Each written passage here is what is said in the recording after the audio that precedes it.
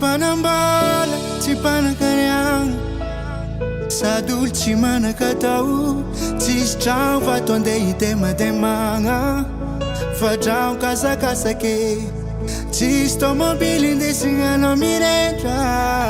Itety fazantany tsy mahay magnaraka modiny aty fa zay hita fagnanaova zegny arô niveko. Tsy savony anao fa ny foko jiaby manontolo. Efa ampela-tagnanao, anao ataoko vady andefi mandriko.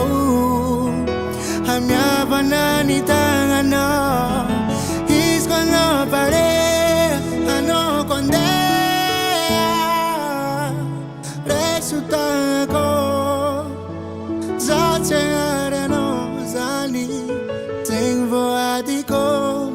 Fino mafy, aza vosotrô, hiaraka jusqu'à mandramaty, zegny fagniriako.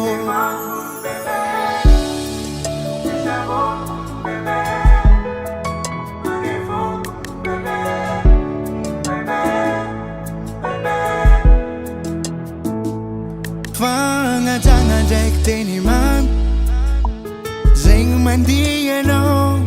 Legalega ndraiky fitaka, zegny tsy ataoko anao. Tsy sana zaho ikasy tagnanao, zegny tsy azo anao. Fa fo madio feno fitiavagna, ndraiky tabitamby zegny anao niveko. Tsy savony anao, fa ny foko jiaby manontolo. Efa ampela-tagnanao, anao ataoko vady andefi mandriko.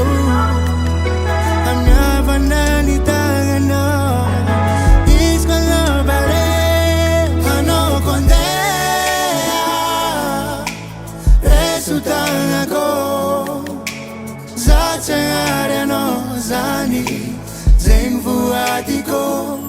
Fino mafy, aza vosotrô, hiaraka jusqu'à mandramaty, zegny fagniriako. Anao kondeha.